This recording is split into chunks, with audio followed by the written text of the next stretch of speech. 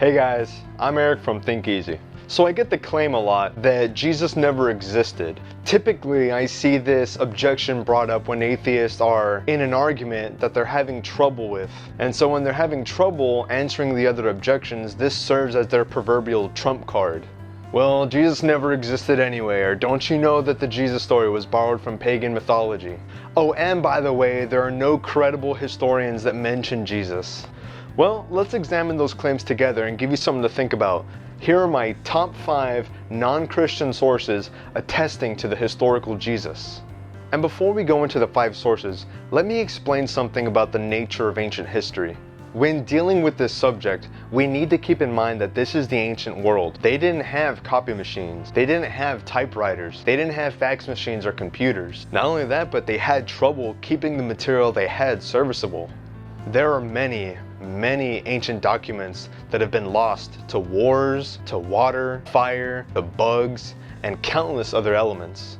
So this modern standard that we need to have absolutely perfect and unquestionable sources before we accept a historical claim is just incorrect, and it's not the way ancient history is done. Not only this, but if something was not considered newsworthy, then Roman historians wouldn't record it. They mostly recorded things of economic or political nature. So an unheard of rabbi teaching in the smallest pocket of the Middle East, needless to say, is not very newsworthy. So the fact that Jesus is mentioned in secular history is itself huge. So I'll go on record and say that we don't necessarily need any secular history in order to prove the historicity of Jesus. The multiple letters that we have penned down by Paul and the apostles, collected in what we call the New Testament, is itself enough.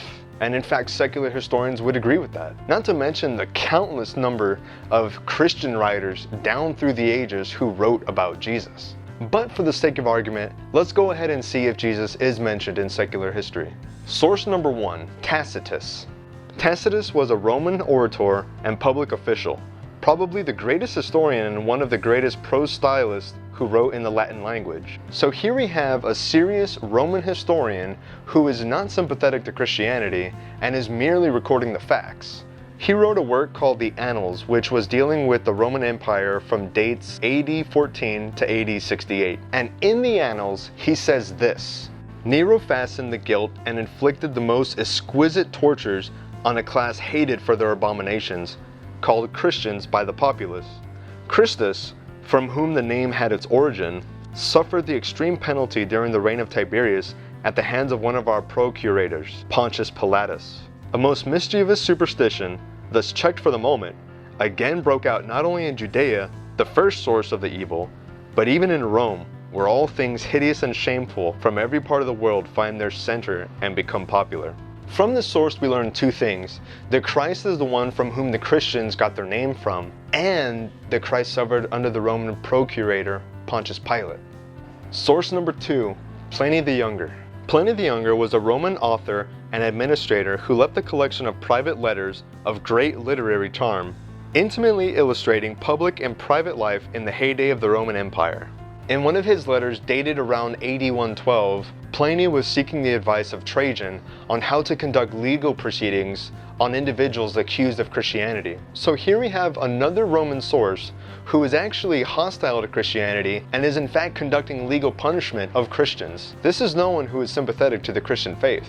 He's simply recording the facts. At one point in his letter, Pliny relates some of the information that he learned about the Christians. They were accustomed to meet on a fixed day before dawn and sing responsively a hymn to Christ as to a God, and to bind themselves by oath, not to some crime, but not to commit fraud, theft, or adultery, not falsify their trust, nor to refuse to return a trust when called upon to do so. When this was over, it was their custom to depart and to assemble again to partake of food, but ordinary and innocent food. We learn a few things about early Christian life from this source, but most importantly, we learn that Christ was sung to or worshipped as a god. Source number 3, Josephus. Josephus was a Jewish priest, scholar, and historian who wrote valuable works on the Jewish revolt of 66 to 70 AD and on earlier Jewish history. Josephus is another historian non-sympathetic to Christianity. In one of Josephus' works, titled Antiquities of the Jews, originally written in Greek, there exists a small passage come to be known as the Testimonium Flavium. Josephus' Testimonium Flavium has been criticized heavily by skeptics, saying that later Christian authors came in and altered the text to make it sound more Christian, thus rendering it unreliable. Here is the original version as it's often cited. Now there was about this time Jesus, a wise man, if it be lawful to call him a man, for he was a doer of wonderful works, a teacher of such men as received the truth with pleasure. He drew over to him both many of the Jews and many of the Gentiles. He was the Christ. And when Pilate, at the suggestion of the principal men amongst us, had condemned him to the cross, those that loved him at first did not forsake him, for he appeared to them alive again the third day, as the divine prophets had foretold these and 10,000 other wonderful things concerning him. And the tribe of Christians so named from him are not extinct to this day. The portions that are marked in red are the portions of the passage that are considered to be unreliable. And I think that many Christian apologists, scholars, and teachers would probably agree with that. So at this point, what has to be done is the skeptic needs to explain the portions remaining in black. Not only this, but what is often not mentioned is that the Testimonium Flavium also exists in a 10th century Arabic text. In 1971, Professor Shlomo Pines published a study on this passage. It is very interesting to note that the Arabic version lacks most of the questionable portions of the often quoted version. As Shlomo Pines and David Flusher stated, it is quite plausible that none of the arguments against Josephus writing the original words even applies to the Arabic text, especially since the latter would have had less chance of being censored by the church. The Arabic version reads as follows. At this time there was a wise man who was called Jesus, and his conduct was good, and he was known to be virtuous. And many people from among the Jews and the other nations became his disciples. Pilate condemned him to be crucified and to die, and those who had become his disciples did not abandon his discipleship. They reported that he had appeared to them after his crucifixion, and that he was alive. Accordingly, he was perhaps the Messiah, concerning whom the prophets had recounted wonders. Skeptics ought not to dismiss this famous passage in light of this evidence. So from this source alone, we learn 5 things. Jesus was considered to be wise, good, and virtuous. Jesus was the teacher. Jesus was crucified under Pontius Pilate. Jesus' followers reported that he had risen from the dead. And he was also considered to be the Messiah that the Old Testament prophets spoke about. Source number 4, the Babylonian Talmud. The Talmud, Hebrew for study, is one of the central works of the Jewish people.